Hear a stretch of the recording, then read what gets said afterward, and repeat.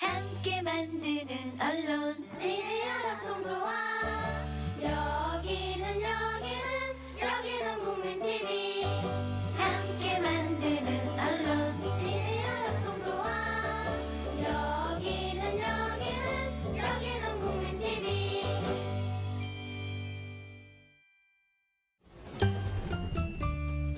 귀로만 듣던 국민TV의 팟캐스트를 이제 보이는 라디오로 시작합니다.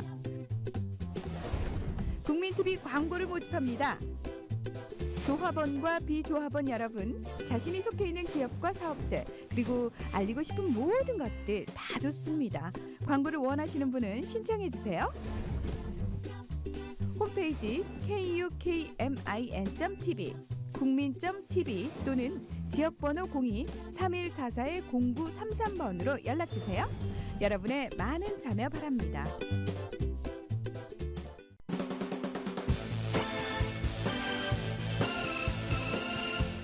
예비군 민방위 훈련장 같은 안보 특강은 가라. 여기 진짜 안보 특강이 있다.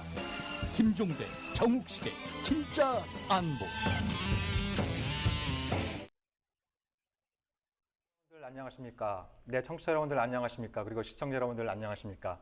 김종대, 정욱식의 진짜 안보 보이는 라디오 12회 편 시작하도록 하겠습니다. 저는 진행을 맡고 있는 평화네트워크의 정욱식이고요. 자, 일주일 만에 돌아오셨습니다. 먼 곳 파리까지 다녀오셨는데 우리 김종대 편집장님 함께 자리하고 계십니다. 그 외국 한번 갔다 온 거 같고 동네방네 간 거 다 하는데. 아니 뭐 이제 외국 나가는 게 굉장히 자연스러운 일처럼 됐어요. 뭐 오래 한 직업을 하다 보면 이 정도 수준에 올라가야 되는 건데 네. 없을 때 그 여성들이 이래 출연하셔가지고 네. 그 평화운동가들이 말이지. 네. 그거 하는 거 보기 좋던데. 굉장히 좀 표정이 질투 어린 표정이신 것 같아요. 아니 뭐 괜찮았어요.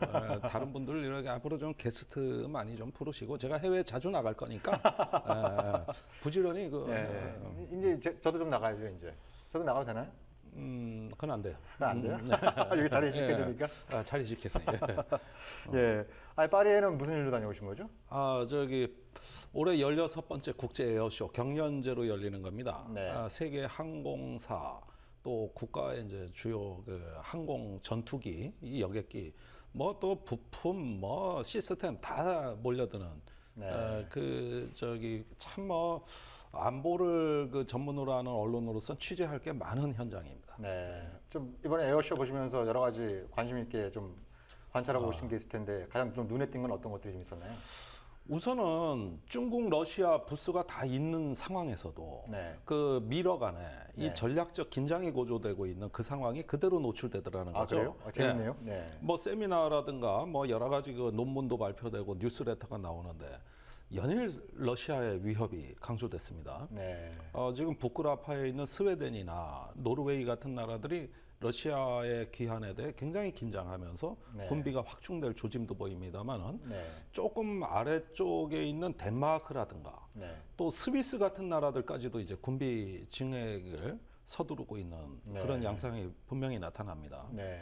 이건 다 배후에 미국이 개입돼 있어요. 네. 그래서 미국이 이제 이런 나라의 어떤 군비 확충을 조장함과 더불어서 루마니아하고 그 체코슬로바키아에 네. 미군 2,000명 내지 3,000명을 주둔하는 안이 새로 검토되고 있습니다. 그 바로 전진 이제 배치하는 거죠. 소련의 위성국가로 불렸던 이런 어떤 바로 이제 그렇죠. 소련과 국경을 접하고 있는 이들 예. 나라에 지금 미군 주둔을 추진하고 있다.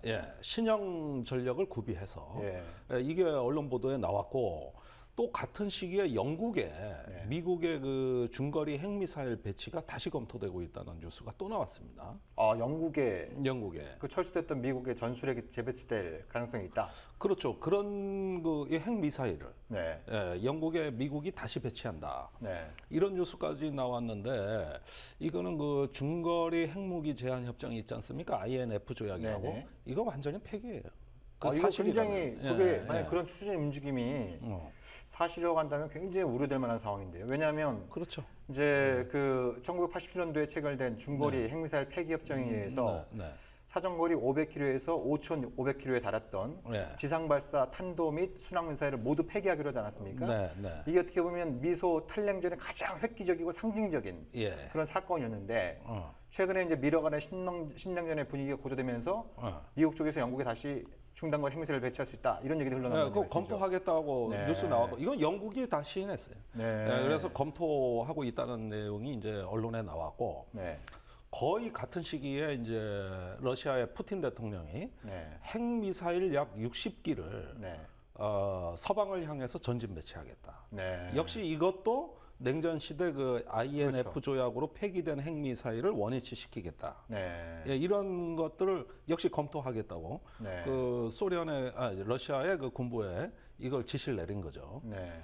그러니까 냉전 한참 그 긴장이 고조되던 시기로 되돌아가는 겁니다. 이게 이 말이 다 실현이 된다면 네. 그건 뭐 다시 냉전이에요. 네. 그러니까 우리가 보통 이제 뭐 동북아 신냉전이다, 동아시아 신냉전이다 이런 표현을 많이 쓰면서 네. 유럽은 그래도 상대적으로 좀 안정화돼서 네. 이제 문제는 이제 뭐 중동과 아시아 정도 아니냐 이런 얘기들이 많이 있었습니다만 네. 그 작년부터 이제 격화됐던 우크라이나 사태를 계기로 해서 이 유럽 상황도 심상치 않게 들어가네요. 그렇습니다. 이게 앞으로 더 악화될 가능성이 보이는 측면은 또 경제 영역인데 네. 알다시피 이제 러시아의 주요 그 수출 품목이 천연가스하고 그 석유입니다. 그렇죠.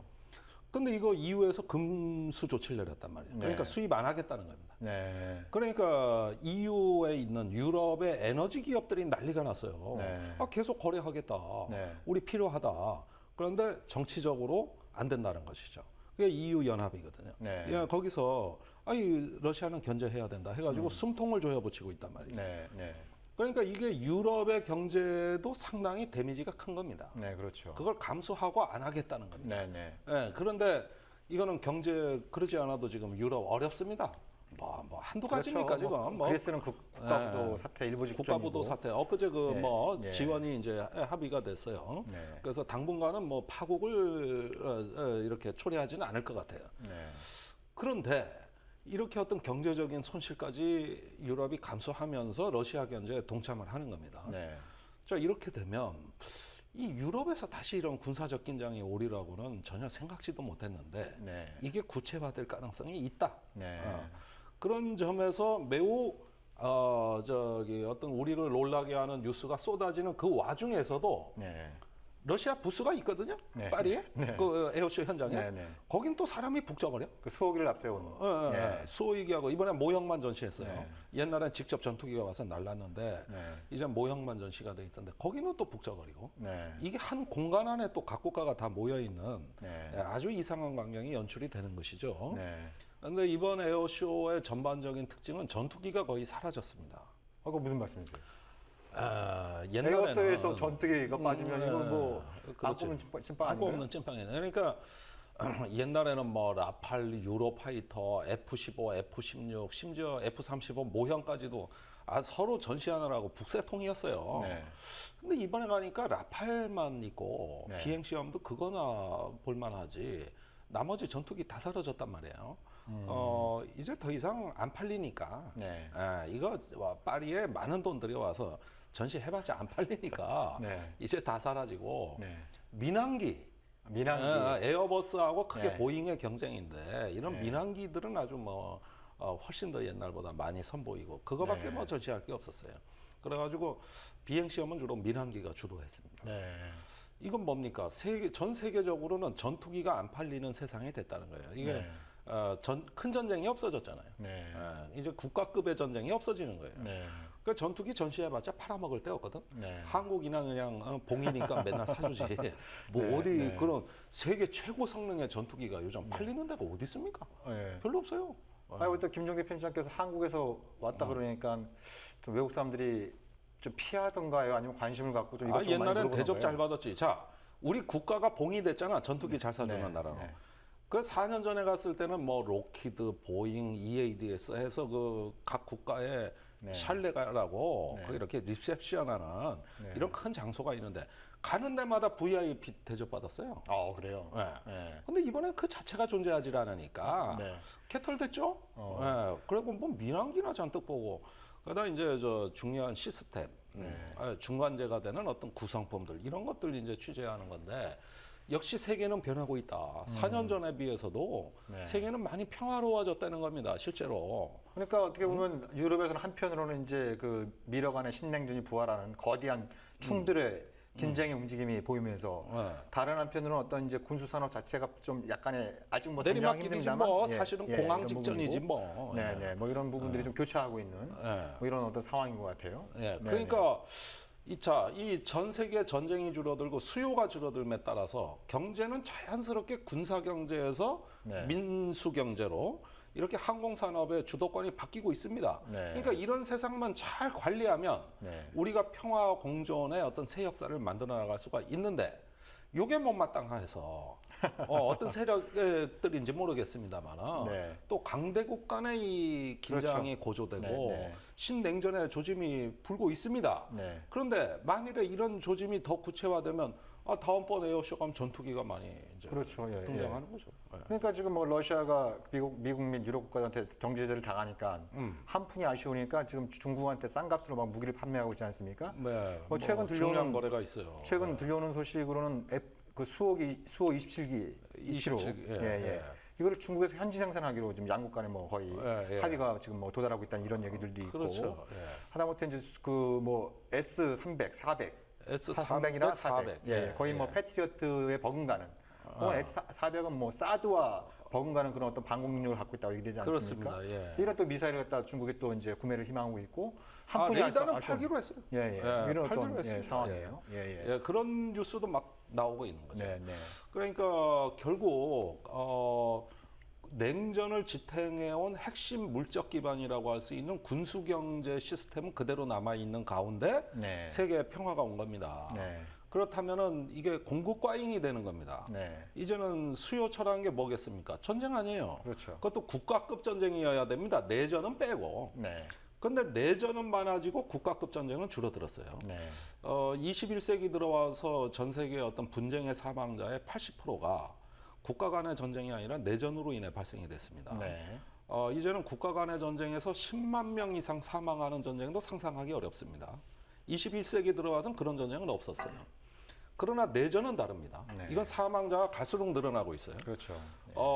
콩고 내전 같은 경우 한번 보면 500만 명이 사망했습니다. 네. 거기에 23개 무장 파벌이 참여했고 네. 8년간 끌었습니다. 네. 그러면서 어떤 그 국가급 전쟁에 못지않은 500만 명이 사망했다 그러면 한국 전쟁보다도 사망자 그렇죠. 숫자가 더 많은 100만 거죠. 명 정도 예, 더 예. 많은 숫자입니다. 그 다음에 최근에 와서 IS가 난로 네. 기승을 부리면서 단 하루도 이 중동 지역에 테러가 없는 날이 없습니다. 네. 매일 어디선가는 끔찍한 아주 그 사륙이 벌어지는 이런 상황이 되고 있습니다. 결국은 내전적인 어떤 상황이 주류를 이루다 보니까 오히려 소화기류, 뭐 어떤 그 또 폭탄 이런 어떤 그 살상 무기들은 또 수요가 늘어나고 있고 네. 그러는 가운데 어떤 최고 성능의 전투기라든가 뭐 위성이라든가 아니면 어떤 전략 무기들 같은 경우는 써먹을 데가 없어져 가고 있단 말이죠. 네. 그렇게 21세기의 어떤 현대적 양상의 그 분쟁이라는 것은 오히려 그 분쟁 양상은 더 네. 과거 원시 전쟁에 가까워지고 그러나 분쟁이 일어나는 이유는 나날이 복잡해지는. 그렇죠. 그래서 어떤 최고 성능의 무기는 써먹을 일이 없는 네. 이런 어떤 그 역설적 상황으로 가고 있는 게 현대 21세기형의 분쟁이다. 네. 그런 점에서는 이제 이런 파리 에어쇼 같은 경우도 위상이 많이 떨어진 상황이라고 볼 수 있겠습니다. 네. 자, 뭐 파리에 가셔서 참 여러 가지 또 유럽의 한복판 가서 참 많은 걸 느끼고 오셨을 것 같은데 네. 말씀 듣다 보니까 그 이제 조지 캐넌이 1997년에 했던 경고가 떠오르는 부분이 있습니다. 미국과 나토가 승리감에 도취돼서 네. 계속 러시아를 구석으로 몰아붙이면 러시아의 반격이 곧 시작될 것이다.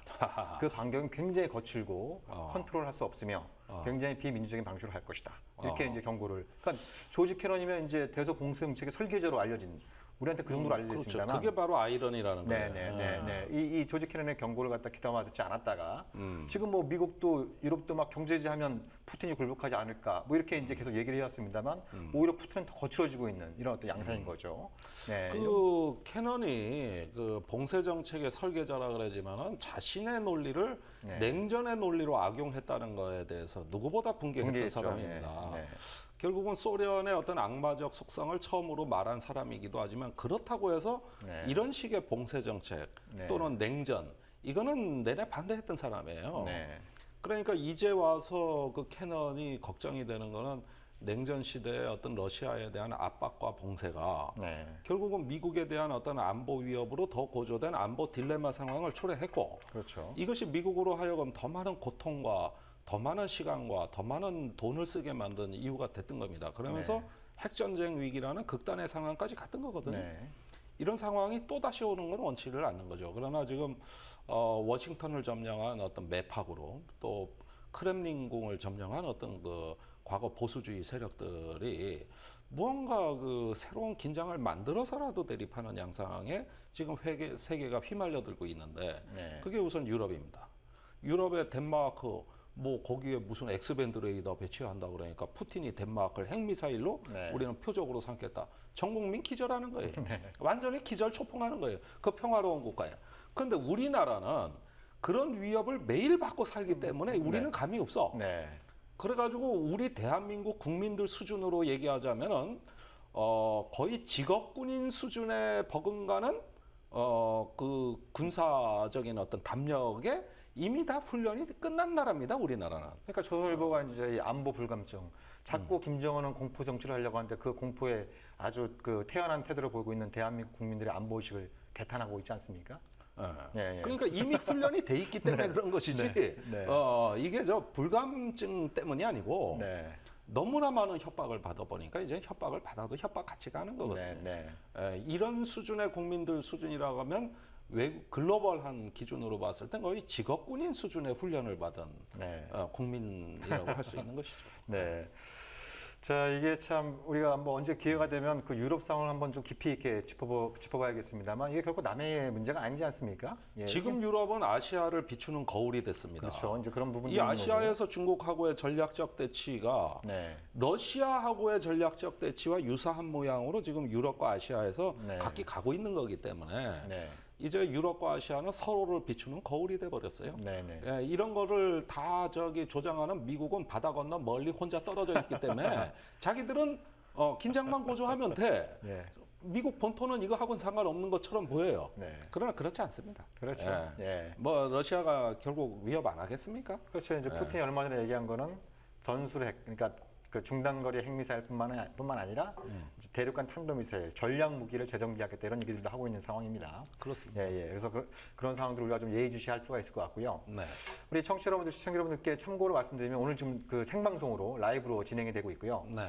앞으로 방송은 가급적 특별한 일이 있지 않으면 다 생방송? 예, 가급적 네. 생방송으로 가고 네. 그래서 이제 생방송의 또 묘미는 이게 뭐 일방적인 어떤 그 우리의 전달이 아니라 쌍방향 소통이 더 중요하지 않겠습니까? 예, 그래서 앞으로 이제 다음 주부터는 뭐 우리 청취자 여러분들, 시청자 여러분들께서 뭐 질문이나 의견들을 좀 게시판에 남겨주시면 또 그 내용을 전달받아서 또 소개해드리는 뭐 이런 시간들도 같이 좀 갖는 것으로 그렇게 해보도록 하겠습니다. 뭐 그러죠. 네네.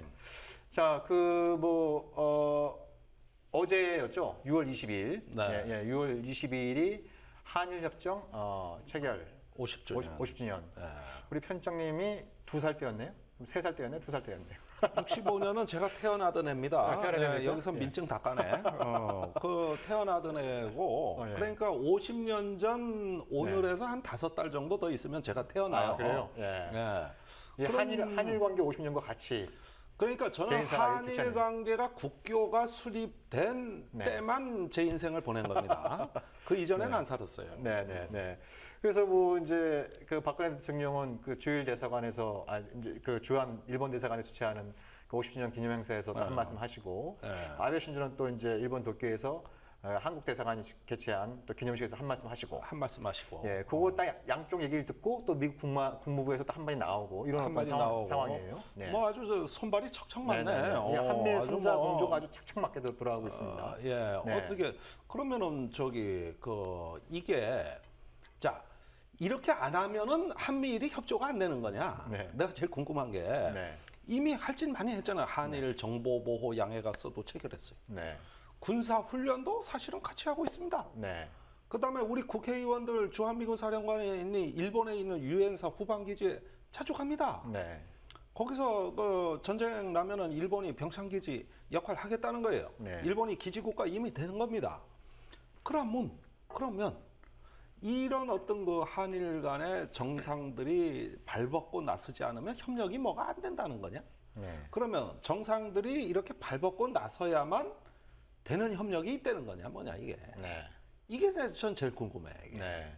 그러니까 뭐 그게 이제 뭘까, 이게? 예, 예. 어. 그러니까 이제 본론에 들어가기 앞서서 이 박근혜 대통령의 핵심적인 메시지, 아베 신조의 핵심적인 메시지, 미국 정부의 핵심적인 메시지 이런 부분들을 우리가 좀 짚어볼 필요가 있을 텐데 그 어제 이제 박근혜 대통령의 그 기념사를 좀 보면서 네. 가장 많이 나온 단어가 화해, 예.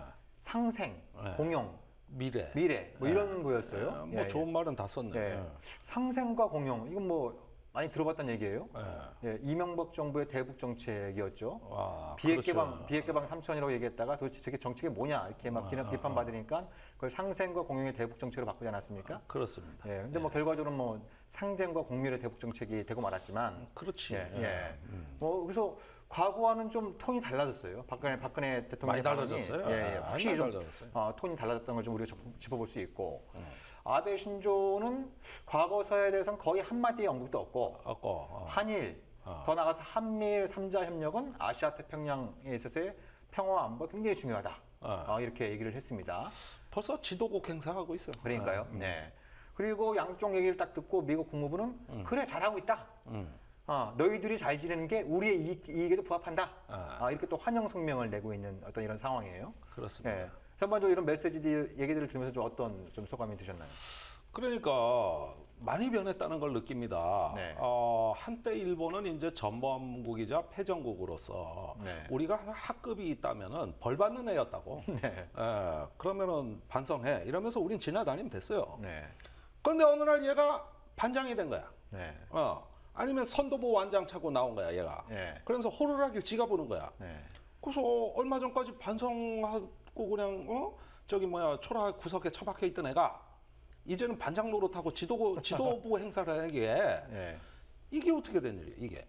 그러니까 쟤는 그런데 돈 많은 집 자식이고 네. 나는 떳떳하고 공부도 잘하지만 나는 없는 집 자식이라고. 이게 한국이라고. 그렇게 한국도 그렇게 없는 편은 아니죠. 아니 뭐 있는 걸 제대로 활용을 못해서 그렇지 뭐. 그렇지. 우리가 너무 그런데- 자학적으로 가지 맙시다. 아니 그런데 꼭 없는 태를 내더라고. 네. 그랬는데 네. 대신 우리는 떳떳하니까 네. 이게 학급의 분위기를 우리가 주도했다고 보면 되는데 이게 요즘은 거꾸로 됐어요. 거꾸로. 네. 그러니까 조금 말린다고나 할까? 이제 야구할 때 말이요. 이렇게 강속구 투수는 금방 적응된다고. 네. 예, 타순이 한 두세 바퀴만 돌면은 웬만한 1군 프로야구 선수들은 이제 배트가 나와요. 네. 그렇게 손쉽게 안 당해. 근데 변화구는 적응이 힘들어. 그렇죠. 요거는 변화구가 이 각도가 잘 맥히면은 이제 타자들이 말린다 그러지 않습니까? 네. 그러면서 살살 자꾸 헛스윙이 나오다가 이제 시합을 놓친다고.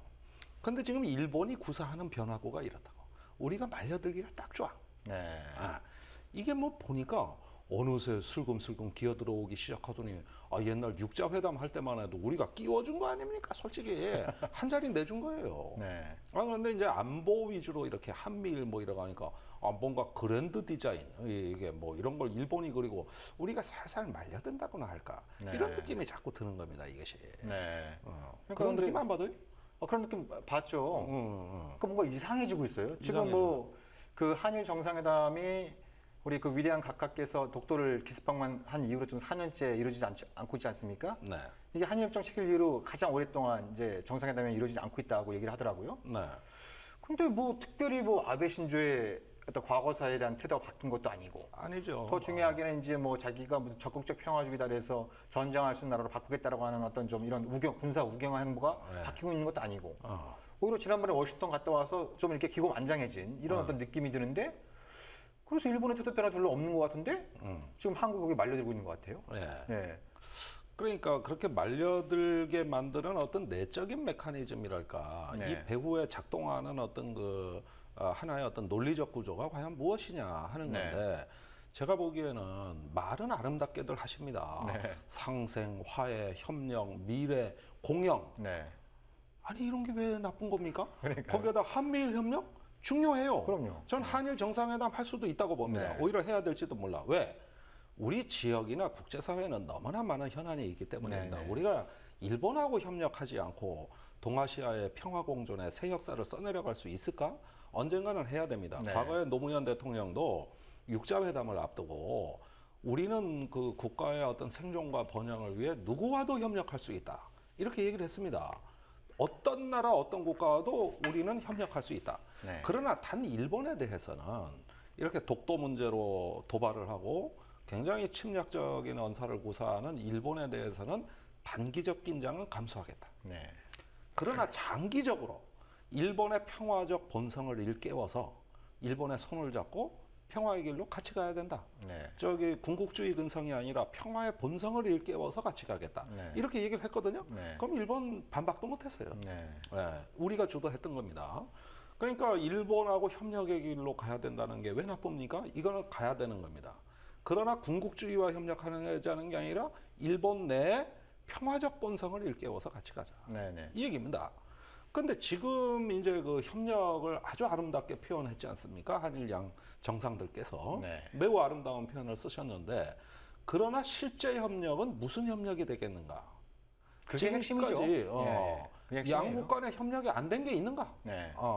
한일 간의 교류 많습니다. 예. 상호 관광객 무지 많습니다. 네. 유학생 엄청 많습니다. 네. 무엇이 협력이어야 되겠냐 이거죠. 당장 육자회담이 열립니까? 육자회담 협력할 겁니까? 아니면 동북아의 다자안보 체제 열립니까? 대북 접근 정책 있습니까? 이런 거 협력할 일이 없잖아 지금 당장. 그러면 무슨 협력을 하자는 얘기냐고 이 얘기가. 무슨 협력이냐? 안보죠. 그러니까 이제 군사협력으로 가는 건데. 군사협력으로 가는 거예요. 그러니까 중요한 말씀을 해주시는 거예요. 우리가 이웃 국가인 일본하고 당연히 친해져야 되죠. 네. 정말 양국 차원뿐만 아니라 지역 더 나아가선 전 세계 평화와 번영을 위해서 중견 국가들인 네. 또 경제적으로 선진국들인 또 민주주의 국가들인 양국이 협력해야 될 필요성들은 굉장히 중요한데 네. 다른 이 옆쪽 이웃과 친해지기 위해서 문제는 다른 이웃을 좀 적으로 만들고 있다라고 하는. 그렇죠. 예, 명시적으로는 북한을 주적으로 삼고 있고 네. 잠재적이자 본질적으로는 지금 미국을 아니 저 이제 중국을 적으로 여기는 이런 어떤 미국의 큰 구도하에 이미 이제 일본은 들어간 상황이고 네. 여기에 지금 한국까지 빨려 들어가고 있는 이런 어떤 상황인 거죠. 네, 그래서 맞습니다. 우리가 뭐 우리 속담에 이제 그 이웃과 친해지기 위해서 다른 이웃을 욕하지 말라 이런 얘기들이 있습니다만 네. 지금 그런 형국으로 들어가고 있기 때문에 우리가 이 진짜 한번 방송에서 이 주제를 다루는 거 아니겠습니까? 자, 이걸 한번 역사는 반복되는 건데 이걸 한번 보자고요. 우리가 북한의 군사적 위협에 국가가 공포에 떨기 시작하면은 네. 어떻게 되냐면 주방국은 다 우리한테 은혜를 베푸는 나라가 되는 겁니다. 네네. 그건 미국, 일본이 다 마찬가지예요. 네. 이제 자기네 기여도를 주장할 겁니다. 근데 이게 임진왜란 직후와 유사하다는 거예요. 네. 자, 임진왜란이 끝나고 임진왜란의 원흉이라고 할 수 있는 도요토미 히데요시가 어떻게 됐느냐? 제거됐습니다. 네. 도쿠가와 막부가 전쟁이 실패한 그 틈을 노려가지고 제거하고 네. 이 새로운 막부가 한국에 무슨 주장을 하냐 하면은 제조지은, 즉 조선을 침략한 원흉을 우리가 제거해줬다. 그러므로 네. 조선은 우리한테 은혜를 입은 거다. 네. 이 주장을 하고 나오는 거야. 아, 제도지은 오랜만에 들어보는 표현이에요. 그 다음에 명나라는 네. 임진년의 전란 때 명나라가 원군을 조선에 그렇죠. 파병해줬다. 네. 고로 제조지은 네. 우리가 얼마나 은전을 베풀었냐 이거예요. 네. 근데 같은 시기에 저기 만주족 누르하치가 뜨기 시작해서 그렇죠. 나중에 청나라가 되는 네. 네. 이게 이제 저기 병자호란 또 해가지고 이게 우리 조선을 쳐들어와가지고 네. 국왕을 살려준다고 그 인조임금을 남한산성에서 항복받고 네. 살려주거든요. 네. 조선이란 나라를 멸하지 않았으므로 나중에 이제 청나라는 조선의 제조지은 네. 우리가 너네를 살려줬다 국가를 네. 이러면서 우리를 침략한 주변 모든 국가가 우리한테 제조지은을 똑같이 얘기하는 겁니다. 글자 네. 똑같이 네. 제조지은이라고 했던 네, 겁니다. 네. 자 지금 봅시다. 북한이 이제 위협에 우리가 공포에 떤다고 바들바들 떨어. 그러면 미국은 한미동맹으로 뭐 해구산부터 해가지고 다 준다. 네. 이건 뭐 미국이 말하지 않아도 우리 국내 안보주의 그럼요. 세력들은 예, 예. 미국의 은혜를 입은 걸로 이미 거의 뭐 종교적인 네, 열광을 네. 하기 때문에 이건 확실한 제조지연. 네. 그 다음에 일본은 미국이 한반도에 병력을 증파할 때 그 병참 기지가 어디에 있냐면은 일본에 다 있어요. 네. 거기에 유엔사 후방 기지가 그렇죠. 8군데 있습니다. 여기서 앞으로 한반도에 미군이 전개되는 중간 기지가 되는 거라고. 그래서 일본은 기지 국가가 되는 거예요. 그러니까 단순히 기지만 제공할 뿐만 아니라 이번에 이제 집단적 자위권 행사를 통해서 필요하다면 자위대까지 보내주겠다. 이렇게 나오는 거 그러면은 아니겠어요? 예. 일본은 한국 안보에 우리는 기여도가 있다고 나오는 네, 겁니다. 네. 이게 이제 제조지은 논리로 바뀝니다 앞으로. 네. 그다음에 중국은 네. 북한이 항상 그 저 긴장을 높였을 때 그래도 우리가 다독거리고, 진정시켰다. 네. 이러면서 유엔 안보리에서도 북한을 견제하는데 우리가 동참했다 그러면서 한국에 네. 중국도 지분이 있다. 네. 분명히 노력했지 않느냐. 이렇게 네. 나오면 어떻게 되느냐. 주변국으로부터 우리가 다 신세지는 나라로 전락해버리는 겁니다. 네. 이게 제조지은의 논리예요. 네. 그거는 저기 16세기에 벌어졌던 일이나 21세기에 벌어졌던 일이나 논리는 똑같은 거라고. 이 국제 관계에서 네. 이런 관계가 개선되고 뭐 하다는 건 뭐냐면 전부 한국이 아쉬워서 하는 게 돼버리는 것이죠. 네. 그래서 그 당시에도 일본하고 다시 수교하고 명나라하고 수교하고 그다음에 청나라하고는 또 잘 지내야다 중간에 끼어가지고 완전히 그냥 그 저기 네. 뭡니까 개밥의 도토리라 그래야 될까 고래 싸움에 등 터지는 새우라 보나 네. 될까 이런 비운의 운명을 우리가 겪은 겁니다. 네. 왜? 한반도 정세를 우리가 주도 못하니까. 그러니까요. 네. 그래서 주변국은 다 은혜를 베푸는 나라가 되는 겁니다. 지금 그런 식으로 가고 있는 거예요. 그러니까 북한의 공포에 떠는 이상 이 길을 벗어날 수가 없는 겁니다. 한국이. 네. 네. 그런 상황으로 슬금슬금 넘어가는 게 바로 말리는 논리라는 거예요. 제가 얘기하는 네, 네. 말리는 논리. 네. 이거라는 겁니다. 그 변화무쌍한 변화구가 주변국은 다 준비가 돼 있다는 것이죠. 네. 네. 어떻게 생각하세요? 아니, 그러니까 아주 중요한 문제 제기를 해주신 거예요. 그러니까 어떻게 보면 이제 이 얼마 전에 이제 6.15 공동선언 15주년이었습니다만 참 그 한숨만 푹 나오지 않습니까? 예, 장소 문제 갖고 막 싸우다가 그게 메르스까지 겹치고 그래서 결국 이제 이 행사가 굉장히 좀 흐지부지하게 끝나고 말았는데 그러면 뭐 한일 협정 체결 50주년을 맞이해서 정말 그 한일 관계의 새로운 비전을 제시된다라는 얘기가 양쪽으로 나오고 있는데 왜 6.15 공동선언 15주년을 맞이해서 남북 관계를 갖다 새로운 차원으로 올려놓겠다는 이런 비전조차도 지금 찾아볼 수 없는 상황이지 거죠. 않습니까? 예. 네. 그러니까 이게 지난 몇 년 사이의 흐름이라고 하는 커다란 흐름이라고 하는 게 MB 들어선 이후에 보면은 남북 관계의 지속적인 악화와 한미일 삼각동맹의 부상. 아까 우리 편총님께서 다 지적해 주셨습니다만 사실 MB 때 상상도 못했는 일들이 막 벌어지지 않았습니까? 예를 들어서 막 한미 합동군사훈련에 일본 자위대가 와서 같이 하지 않나, 미일 군사훈련에 한국군 장교가 참관하지 않나, 부산항에 해방 이후 최초로 일본 군함이 들어오지 않나, 네. 제주도 남방해에서 툭하면 한미일 3자가 군사훈련을 벌이지 않나, 뭐 이런 어떤 우리가 뭐 상상하기 힘든 일들이 굉장히 많이 벌어졌던 거거든요. 그렇죠. 예, 그러다가 이제 몰래 한일 군사협정 체결하려고 시도했다 그게 발각되면서 들통나서 예, 예. 나는 친일이 아니야, 나는 반일이야 이거 보여주기 위해서 또 독도를 무리한 짓을 예, 하고. 예. 독도를 기습 방문해서 이랑은 사죄하라고 하는 이런 조금다가 또 쇼를 보여주지 않았어요? 그래 참나. 그러니까 일왕이 점잖게 나서서 사과하겠다 그랬어요. 그러니까 이게 이제 말려드는 네, 건데 우리가 한번 이렇게 생각을 해보죠. 이 저기 미래로 가자는 얘기는 좋은 얘기입니다. 또 아시아에서는 어떤 분쟁을 예방할 수 있는 국제기구가 발달한 어떤 정도가 매우 낮습니다. 네. 사실은 국제적인 어떤 그 분쟁을 예방하는 장치라 그러면은 되게 세 가지를 꼽습니다. 첫째는 민주주의 확산입니다. 네. 어떤 문화적 그 정치적 그 공감대를 가질 수 있는 개방적 민주적 체제 이게 좋다는 겁니다. 분쟁을 예방하는데 네. 이런 체제 정치 이념을 공유하는 거하고 두 번째는 저기 경제적 상호 의존입니다. 교류가 많다 보면 경제가 이제 서로를 필요로 하게 됩니다. 이런 것들이 미중 간에도 많이 발달하다 보니까 미러 간의 그 긴장보다 미중 간의 긴장이 위험도가 낮다는 거예요. 네, 왜? 네. 경제적으로 상호 의존하고 있기 때문입니다. 네. 이게 두 번째고 네. 세 번째는 국제기구입니다. 네. 그건 국제 제도하고도 또 할 수 있는 겁니다. 그런데 동아시아 경우를 보면은 대부분 경제적으로 상호 의존한 민주주의 국가들은 반드시 국제기구를 만들어가지고 지역의 안보 담론을 이렇게 공동의 규범으로 만들어가는 국제기구가 많이 발전하게 마련인데 이게 분쟁을 관리하는 하나의 장치가 되는데 한계도 없습니다.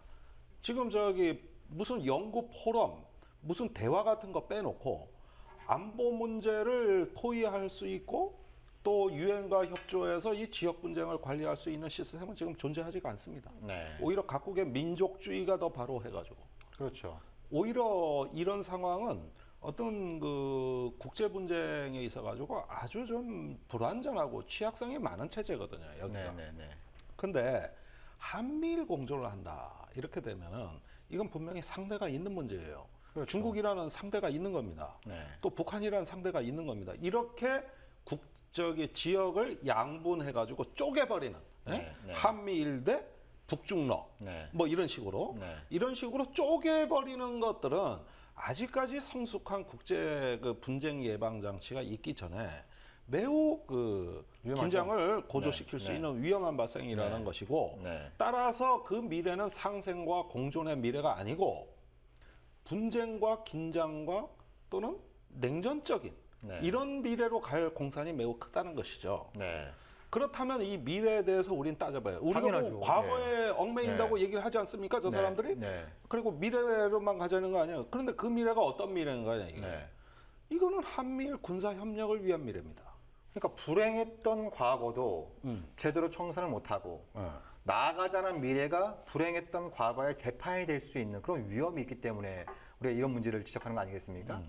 그러니까 지금 말씀하셨던 게 뭐 크게 보면 민주평화론인 게 있는 것이고 이른바 기능주의라고 불리는 경제적 상호 의존이 평화를 가져올 수 있다라고 하는 기능주의적인 접근이 있는 것이고 그다음에 국제기구와 같은 제도로서의 평화를 얘기하는 부분이 있습니다만 이런 것들이 이제 동아시아에는 동북아에는 지금 거의 전무한 상황에서 서로 힘, 동맹, 억제 뭐 이런 것들이 지금 힘의 논리가 난무하는 이런 상황인데 그것도 이제 지난 몇 년 동안 뭐 DJ 정부, 참여정부 이럴 때는 이제 어렵사리 몇 가지도 이제 제도적인 틀을 만들려고 노력하지 않았습니까? 뭐 있었죠. 예, 동아시아 정상회담 만들고 뭐 한중일 정상회담 만들고 육자회담이란 틀 안에 그 동북아 평화안보체도 만들어내고 뭐 여러 가지 어떤 이 지역에서 어떤 그 제도로서의 평화를 네. 이루려고 하는 아주 그 맹아가 있었는데 그게 좀 다 짓밟히고 오히려 좀 전북 거꾸로, 무력화됐어요. 예, 네.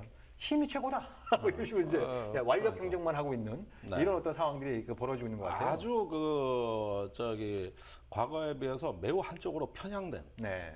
전혀 어떤 인식의 균형을 찾아볼 네. 수가 없는 네. 이런 어떤 편향적인 또 편협한 국가 이데올로기에 결국은 무릎을 꿇었죠. 네. 그런데 보십시오. 윤병세 장관이 이번에 일본 갔을 때 우익이 데모하는 거 보셨습니까? 그건 별로 언론에 안 나오대. 네. 그런데 꼭 군복 입고 일장기 들고 그 확성기에다 대고 악을 벅벅 써대는 네. 저거 어서 많이 본 것 같지 않아요?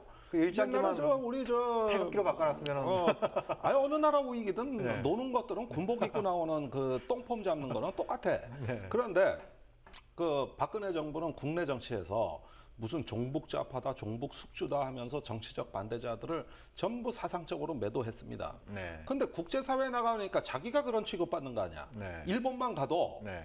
사실은 아베 총리와 아주 미소 지은 얼굴로 네. 좋은 말은 다 하겠죠. 네. 그러나 일본 국민들의 그 정서가 우리나라가 옛날에 무슨 특사나 장관이 갔을 때 그 숙소 앞에서 저렇게 떼거지로 몰려와가지고 무슨 뭐 한국을 배척하고 혐한 정서를 부추기고 그러면서 위헌분을 배척하라는 구호가 직접 나오는 이런 시위했다는 얘기 들어보신 적 있습니까? 네. 이게 뭐 저렇게 떼거지로 몰려오는 거 본 적이 있습니까? 이거는 그 일본 내에서도 우리로 얘기하자면 보수 안보 세력 같은 군복 입고 나오시는 분들이 지금 많이 생기셔서 이게 한국의 외교부 장관한테 그 메시지를 전하는 거예요. 네. 그리고 그 날 시위를 한 날 도쿄 시내를 하루 종일 돌아다니면서 확성기 틀고 천황을 중심으로 단결하자. 네. 이런 거 외치고 다녔습니다. 네, 네. 그러면 그런 국가주의 우익 세력은 보니까 박근혜 대통령이나 아베 총리나 뒤에서 지원하기는 똑같은 거 아니냐 이거야. 그분들이 놀 수 있는 멍석 깔아주신 분들 아닙니까 이분들이. 네. 그래서 국내에서 야당 취급하듯이 그렇게 정치적 반대 취급하니까 국제사회 가서 그런 취급받는 게 네. 국내에서 야당이 취급받는 걸 박근혜 대통령은 국제무대 가서 당하고 있는 거예요. 이렇게 네. 엮이는 거 아닙니까? 그런데 그거를 일본도 뭐 언론의 자유가 있기 때문에 우리가 그거를 일본 정부에서 단속하라고 말할 수는 없습니다. 그러나 그런 어떤 우익 시위의 대상이 됐다는 건 뭐냐 하면은 이제 위안부니 독도 문제니 떠들면 좌시하지 않겠다는 이런 국민 정서가 있는 것이고 그런 것들이 아주 기고만장해진 일본의 어떤 참 모습으로 비춰지고 있는 겁니다. 그러니까 지금 굉장히 중요한 문제를 지적해 주신 것 같은데 정작 그 뭐 MB 정부 때도 그랬고 박근혜 정부 들어선 그런 추세가 더 강해졌습니다만 대일 강경책을 한다면서 뒤로는 할 거 다 해주고 특히 안보 문제에 관련해서 네, 다 해주고. 예. 그리고 정작 중요한 일본의 민심을 얻는 데에는 100% 실패했다. 100% 실패. 예. 갈수록 지금 일본 내에서 반항 감정이 높아지고 있다고 하는 것은 지금 현지도 그렇지만 앞으로 한일 관계 더 나아가서 이 동아시아 문제를 푸는 데서 굉장히 큰 걸림돌이 되지 않겠습니까? 엄청난 걸림돌이죠. 앞으로는 각자 국내 정치 때문에 네. 평화 공존의 새 역사를 만드는 어떤 그 정말 도도한 역사의 물결에 지도자가 몸을 던질 수 없는 거예요. 네. 다 국내 정치에 발목 잡혀 있는 네, 겁니다. 네. 앞으로 외교는 국내 정치의 연장이 됩니다. 네. 이게 이제 주객이 네. 본말이 전도된 겁니다. 네. 그런데 그 지금 이런 상황에서 8월에 아베 총리가 어떤 식민지 사과에 대해서 사죄하고 반성하느냐, 그런 어떤 그 전향적인 담화를 발표하느냐, 네. 이럴 가능성 거의 없다고 봐야 돼요. 네. 없어요. 왜 없느냐? 그걸 발표하게 된 국내 정치의 타격이 너무 커요. 네. 아니 지금 이제 한국은 자기들 밑에 있는 국가가 됐는데, 자기들 네. 은혜나 입는 나라가 됐는데, 한국 경제 발전도 자기들 때문에 한 거라는데, 네. 이러는데 어떻게 사과를 합니까? 자기보다 못한 상대? 네. 예. 그런데 보십시오. 오늘날 이 모양으로 외교가 거의 재난에 가까운 상황에 치닫게 된 이유는 우리가 이 동아시아 한반도 정세를 주도하면서 동아시아의 평화 공존의 새 역사를 만들어 가겠다는 비전과 신념을 잃어버리는 순간, 네. 그 순간이 예정된 겁니다. 네. 이제는 북한의 위협, 무슨 뭐 이런 어떤 당장의 안보, 이래가지고 안보 논리에 그 거의 그냥 매몰되다시피 편향된 인식 체계를 갖춰 놓으니까 새 역사를 만들 일이 없는 거고, 거기에서 비전과 신념을 잃어버린 지도자가 어떻게 외국에 나가서 한국을 주목하게 만들고 다른 나라 국민을 설득하는, 말 그대로 퍼블릭 어페어, 이 공공 외교를 할 수 있냐 이거야. 그러니까 지금 말씀하시는 걸 네? 들어다 보니까 그 김대중 전 대통령이 안 떠오를 리가 없습니다. 네. 그러니까 얼마 전에 제가 어떤 책을 보면서 그 에즈라 구겔인가 그 이제 미국의 유명한 동아시아 전문가가 덩샤오핑 평전을 쓴 거를 이제 이렇게 쭉 보다가요. 일본 국민들이 평가하는 3명의 외국 지도자들의 방일, 일본을 방문한 외국 지도자 중에 3명을 얘기를 하는데 첫 번째가 로버트 케네디. 네. 정상은 아니었습니다만 그 존 F 케네디의 동생이었죠. 동생. 이때 그 로버트 케네디가 일본을 방문했을 때 일본 여론이 정말 그 지적인 충격을 받았다고 얘기를 하고 그 다음에 이제 덩샤오핑, 아. 네, 중국의 개혁 개방의 기수라고 불리는 덩샤오핑. 그리고 마지막이 김대중 전 대통령의 98년 방일이었다고 합니다. 네. 예. 그때 일본 국민들이 받았던 어떤 지적인 또 양심상의 충격이 굉장히 커서 어떤 민주주의에 대한 그렇죠. 그 예, 예. 상징 같은 예, 거죠. 예. 그리고 일본을 압박하고 어떤 뭐 일본에 대해서 뭐 반일 감정을 조장하는 이런 어떤 것보다는 일본을 포용하는 이런 모습을 보임으로써 일본 스스로가 반성하고 예, 뭔가 과거사를 극복하려고 하는 어떤 그 계기를 마련해 준 것들에 대해서 일본 국민들이 굉장히 높이 평가한다라는 그런 어떤 이제 구절을 봤는데요. 근데 그 이후로 저는 이제 뭐 우리가 뭐 당위적인 차원에서 뭐 여러 가지 얘기들이 많이 나오고 있습니다만 지금 그 우리가 계속 강조하고 있는 부분들이 과거사도 제대로 못 풀면서 미래 비전이라고 하는 것이 이게 무슨 뭐 말로만 뭐 그 아시아 태평양 지역의 평화와 안전이 아니라 오히려 이제 신냉전, 오히려 이제 더 이렇게 갈등을 부추기는 이런 형태로 가고 있기 때문에 우리가 이제 우려를 하고 있는데 그러지 않기 위해서 우리가 여러 가지 얘기를 할 수 있습니다만 저는 그 김대중 대통령이 보여줬던 그 모습이 오늘날 굉장히 중요한 함의를 갖고 있구나라는 그렇죠. 생각이 드는 것이죠. 바로 그거예요. 그러니까 어떤 그 평화 공존의 새 질서, 새 역사, 어떤 새로운 지평을 확대하려고 하는 어떤 그 불굴의 의지와 신념이 없으면 네. 외국에 나가가지고 할 말이 없고 네. 그냥 뭐 군사협력이나 잘하자는 거고 네. 또 군사협력 하면은 우리가 일본을 뭐 저기 주도할 것 같습니까? 뭐 일본이 우리 작전 통제, 우리 작전 지침 아니면 군사 무기에 대해서 방위 산업에 대해 가지고 일본이 뭐 저기 뭐 우리한테 신세 질 것 같습니까? 까꾸로입니다. 그러니까요. 예. 네. 지금 일본의 국방비가 얼마인데 500억 달러가 넘어요. 네. 그런데 그런 어떤 그 군사 강국은 일본이고 거기가 지원 국가고 우리는 지원 받는 국가가 되는 겁니다. 네. 이런 관계에서 갑이 일본이고 을이 한국이 되는 거예요. 그다음에 슈퍼갑은 물론 미국이 있죠. 네. 이런 식으로 서열이 어느 날 짜여진 거예요. 그러니까 육자회담이고 뭐고 다 무력화되니까 어느 날 서열 관계가 바뀌어. 그러니까 옛날에 우리가 하나의 어떤 그 침략받은 국가로서 또 일본보다 민주주의를 어떤 그 알찬 결실을 맺은 국가 아닙니까? 그렇죠. 이러면서 네. 하나의 존경받는 그 국가의 이미지를 만들어내고 또 한국을 통해서 대한민국을 통해서 이 한반도와 동아시아의 어떤 평화 공존의 메시지가 이렇게 확장되는 네. 이러한 역사를 만들어내지 못한다면 한국이 뭘로 명함 내밀겠습니까? 네. 맨날 북한 위협에 벌벌 떠는 나라가 무슨 명함 내밀어요? 쳐 가가지고 네. 경제력으로 내밉니까? 군사력으로 내밉니까? 그것이 아니라면 또 뭐 외교? 미안하지만 일본요. 국제 공공 그 대회 원조 있잖아요. ODA라고 하는 네, 거. 네. 1년에 100억 달러씩 냅니다. 네, 네. 이미 전 세계적으로 터 다 닦아놨어요. 네. 아시아, 아프리카, 뭐 중동까지 해가지고 일본은 뿌리는 돈이 얼만데 네. 우리가 뭐 공공 외교라고 하고 뭐 국제 원조라고 할 만한 거 뭐 했습니까, 솔직히? 네. 아무것도 안 했어요. 예, 그런데 일본을 그런 걸로 이길 수 있을 것 같습니까? 네. 못 이깁니다. 네. 예, 오히려 완전히 매몰돼 버려요. 우리가 할 수 있는 거는 평화입니다. 그러니까 이 비전의 힘, 비전의 네. 절실함을 어떻게 보면 다시 한번 확인할 수 있는 것 같아요. 그러니까 이게 참 근데 저는 그 한일협정 그 50주년을 보면서 네. 하나의 역설을 발견하게 됩니다. 그러니까 50년 전에 이제 그 미국이 자꾸 한일 관계 정상화하라고 이제 다그친 데에는 북중소, 북한, 중국, 소련의 북방 삼각동맹에 맞설 한미일, 남방 삼각동맹을 만들겠다라고 하는 그런 의도가 굉장히 강하지 않았습니까? 예. 근데 돌이켜 보면은 그때 북방 삼각동맹은 존재하지 않았습니다. 오히려 중국이 미국 편에 붙어버렸잖아. 그러니까요. 예, 그러니까 중소 간에 이미 분쟁이 발생하는 상황이었고 북한은 거기서 좀 어부지리를 노리고 있는 상황이어서 네. 어떻게 보면 한국 전쟁 이래로 이 북방 삼국의 관계가 가장 안 좋을 때였거든요. 그렇죠. 안 좋을 때 가상의 북방 삼각동맹을 세워놓고 저기 세 개가 뭉쳤으니까 우리도 셋이서 뭉쳐야 된다. 예, 그러면서 이제 한일협정 체결을 갖다 다그쳤던 건데, 그러니까 이제 돌이켜 보면은 그 협정 체결 이후로 한미일 삼각동맹이라고 부를 수 있는 상황이 거의 없었습니다. 없었어요. 예, 말씀하신 것처럼 그 직후에 이제 중국하고 미국이 손을 잡고 중국하고 미국이 악수를 하니까 재빨리 이제 일본이 먼저 중국한테 달려가고 야 관계 정상은 우리부터 먼저 하자.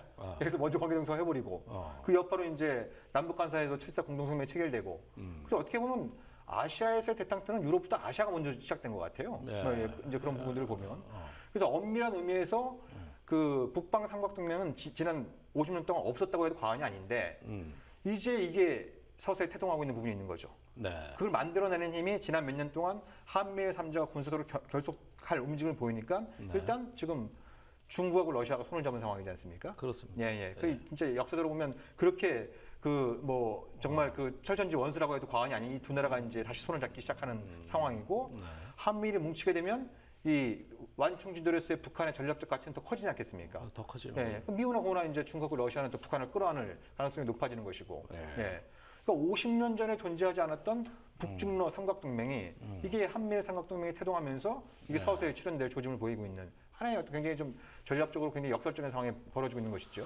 그러니까 이 국제 정세나 인간사를 마치 성과학의 그 이분법적인 이런 대립구도로 이해하는 사람들로 봐서는 딱 자기들 세계관에 알맞는 네. 그런 체제라고 할 수 있습니다.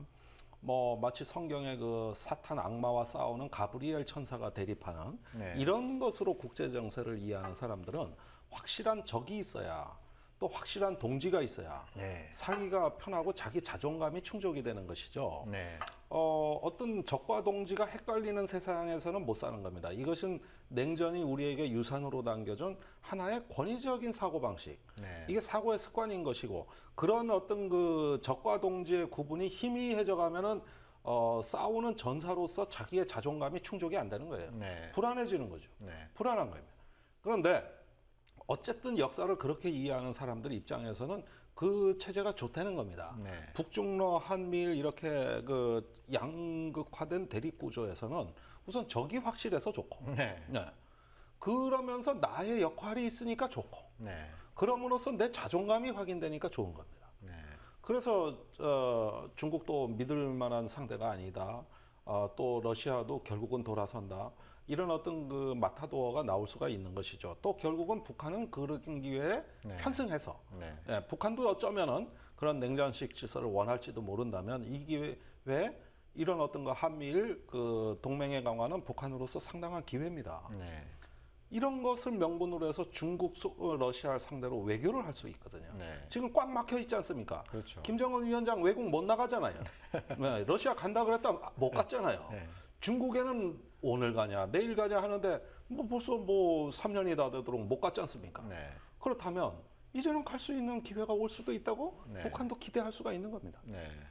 이러한 부분들은 어떤 그 우리가 냉전의 유산을 부활시키고 싶어하는 사람들에게는 매우 좋은 기회입니다. 네. 사실 그것이 결국은 과거로 회귀하는 우리의 또 국내 정치에서의 권위적 통치를 정당화할 것이고 이런 부분에서 보면은 참 저도 무엇이 옳은지는 우리가 알지만 무엇이 가능한가에 대해서는 의문이 있습니다. 네. 과연 이런 상황에서 예전에 육자회담과 같은 이런 어떤 그 국제 협력이 가능해질까? 그것이 어려워지지 않을까? 네. 오히려 저도 자꾸 비관적인 생각을 갖게 되더라 이거예요. 네. 이게 참 어떻게 보면은 이 한반도 정세라고 하는 게 우리가 뭐 길게는 뭐 한국전쟁 이후로 네. 뭐 짧게는 이제 지난 20여 년을 보면은 반전의 반전이 거듭된 네. 예, 말 그대로 반전 드라마의 그렇죠. 어떤 그런 성격이 있었는데 네. 한 2008년 정도부터는 반전은 사라지고 거의 막장으로 치닫고 있는 네. 막장 드라마 되고 있고 그렇죠. 반전이 없다 보니까 굉장히 지루하고 재미가 없고 또 비관적으로 이렇게 바뀌는 이런 어떤 이 분위기들이 있는 것 같아요. 그렇죠. 네, 네. 그러니까 이게 남북한 사이에 이렇게 의령되고서 그러니까 과거의 어떤 그 한반도 분단이라고 하는 거는 어떤 그 국제 냉전의 산물의 성격이 좀 강하지 않습니까? 그렇습니다. 예. 네. 저 파시즘과 맞서 싸우기 위해서 손잡았던 미국과 소련이 전쟁 끝날 무렵 되니까 야 우리가 친구 맞아? 너 이름이 뭐야? 너희들 세력권이 어디야? 나와버리고 어디까지야? 이렇게 이제 싸우다가 이제 한반도에서 결국 결국 충돌해 버린 것이죠. 예. 그러니까 이제 어떻게 보면 한반도 분단이라고 하는 것은 이제 국제 냉전의 어떤 그 결과가 투영된 부분이 있는데 이게 지금 동아시아에서 최근 몇 년 사이에 되는 것은 한반도의 정세가 악화되고 한반도의 냉전이 좀 냉전과 열전 사이에 왔다 갔다 하면서 이게 동아시아 전체로 좀 확장되는 예. 그래서 어떻게 보면 국제적으로 민폐를 끼치는 이런 어떤 부분들이 있는 것 같아요. 그러니까 그렇죠. 우리가 주변 국가들을 막 비판하기 쉽습니다만 정작 우리가 잘하면서 예, 우리도 그렇고 남북한 스스로가 잘하면서 뭔가 주변국들이 방해하고 간섭하고 이런다고 한다면 우리가 이제 이 외세에 대해서 비판할 수 있겠습니다만 제가 보기엔 지금 남을 욕할 계제가 아니거든요. 아니 그럴 처지가 못 돼요. 예. 우리가 지금 관리가 안 되는데 네. 자 보십시오. 지금 세월호에서 메르스에 이르기까지 네. 우리 국가 안보는 실제 무너져 있습니다. 네. 자꾸 그 북한의 위협 때문에 뭐 안보가 중요하니 일본하고 손잡자 뭐다 이런 얘기 나오는데 네. 아니 그런데 실제 국가 안보는 그 전에 무너져 있어요. 네. 자 세월호 구조에 아주 너무나 이상적 환경이었어요. 네. 그다음에 메르스 방역에 아주 딱 알맞는 대상이었습니다. 네. 예. 근데 너무 손쉬운 안보를 실패하고 있지 않습니까? 지금 네, 상황이. 네. 네. 그래서 박근혜 대통령 미국에도 못 간 거 아닙니까? 이제 네. 국제 외교에도 악영향 받은 거 아닙니까? 네. 그렇다면 이런 안보에서 우리가 왜 북한의 공포에만 떨어야 되느냐 이게요. 더 무서운 거 얼마든지 많아요. 탄저균도 있대 이제. 네. 어? 그러니까 이게 참 뭐 메르스가 한참 유행할 때 메르스보다 박근혜 대통령의 무능이 더 무섭다 이런 얘기들이 참 네. 그 화제를 불러일으키기도 했습니다만 정말 나라 안도 그렇고 나라 밖도 그렇고 정말 걱정이 많습니다. 자 사람이 불안해지면은 네. 어느 순간인가 어디선가 안보가 실패했다는 뜻입니다. 네. 우리는 왜 불안하면서 그러면서 안보에 더 매달립니까? 네. 우리가 마음 놓고 살고 네. 그러면서 먹고 살 만한 세상. 네. 그다음에 더럽고 안 입고 온 일 좀 없는, 이건 뭐 노무현 대통령 표현입니다만 그런 일 좀 없는 네. 이런 세상에서 사는 게 안 보여요. 네. 뭘 자꾸 상식의 눈으로 판단해야지 왜 자꾸 어렵게 얘기합니까? 네. 그것이지. 그런데 네. 지금 어디선가 실패한 겁니다, 이게. 그래서 국제 외교 미안하지만 옛날같이 자랑스럽고 자긍심 넘치는 외교 쉽지 않을 겁니다. 네. 말리지는 않으면 다행이에요. 네. 그러니까 이제 앞으로 이제 관심이 되는 게 과연 박근혜와 아베가 단둘이 만나서 악수하는 장면이 연출될 것이냐라는 부분이 있고. 뭐 쉽지는 않을 네, 것 같지만. 네, 네. 그리고 지난번에 이제 가기로 했던 워싱턴을 이제 메르스 여파로 취소하지 않았습니까? 네. 그때 우리 김정대 편집께서 제발 가셔라. 가신 김에 돌아오지 마셔라. 이렇게까지 얘기했는데 역시 이제 우리 안 평창님 가셔. 얘기한 대로 반대로. 그러니까 내가 하는 얘기하면 것들. 안 해. 이런 부분들이 있어서 또 9월 때는 아마 베이징에서 또 종전 70주년 행사에서 거기도 참석 여부가 또 이제 주목을 끌고 그래서 있어요. 그것도 안 갈 것 같은데 왜 그렇게 잘 나가더니 요즘 안 나가고 버텨? 난 그것도 희한해. 네. 어. 그래서 어떻게 보면 이제 하반기 아주 중요한 외교 일정들이 많이 잡혀 있을 것 같은데 여기에 더 하나 좀 남북 정상회담도 한번 좀 적극적으로 좀 추진했으면 이런 어떤 좀 뭐 망상에 가까운 생각이겠습니다. 글쎄, 뭐, 좀 그러면 좋겠다는 생각이 들고. 그 술 퍼먹는 이상한 대변인 데리고 다니지 마시고 네네. 칼럼 제대로 갔다 오던가 그럼. 네네. 자, 이제 우리 박근혜 정부도 임기 반 정도 남았습니다만 이 전환점이 외교안보 정책에서도 반환점이 되는 그런 어떤 시간이 되었으면 잘 되길 바랍니다. 네, 진짜 뭐 방송 오늘 이것을 마치도록 하겠습니다. 고맙습니다. 감사합니다.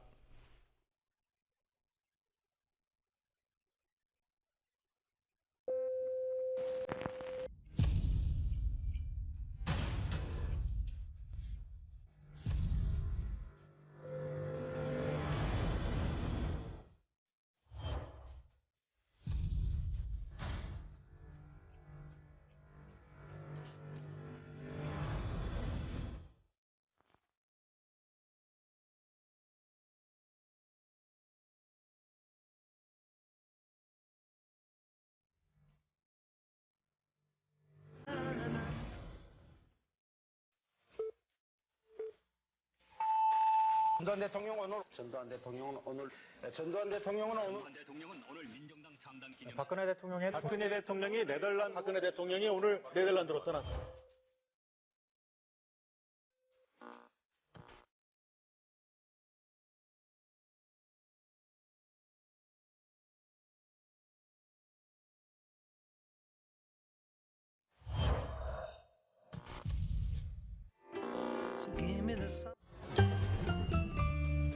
귀로만 듣던 국민 TV의 팟캐스트를 이제 보이는 라디오로 시작합니다. 국민 TV 광고를 모집합니다. 조합원과 비조합원 여러분, 자신이 속해 있는 기업과 사업체, 그리고 알리고 싶은 모든 것들 다 좋습니다. 광고를 원하시는 분은 신청해 주세요. 홈페이지 kuKmin.tv, 국민.tv 또는 지역번호 02-3144-0933번으로 연락주세요. 여러분의 많은 참여 바랍니다. 신선한 원두, 향긋한 커피가 있는 여기는 미디어 협동조합 국민카페 온에어. 국민 모두 함께하는 공간, 국민TV 그리고 국민카페. 달콤한 커피에 사랑과 정성을 듬뿍 담아드립니다.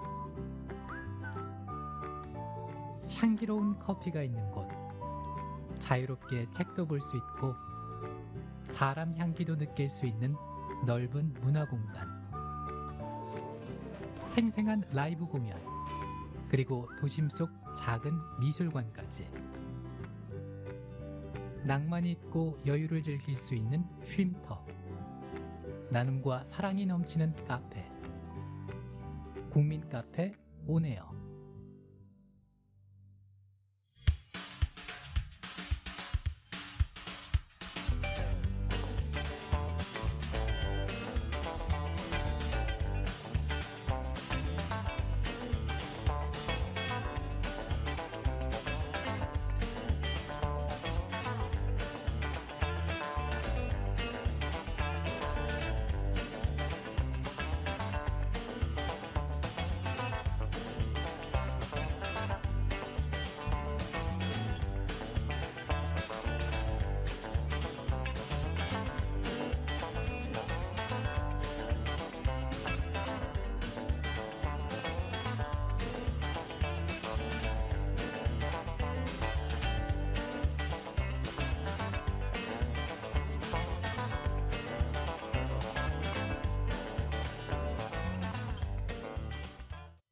우리는 국민TV 조합원. 보기만 해도 힘이 나는 조합원. 다 함께 만나볼까요?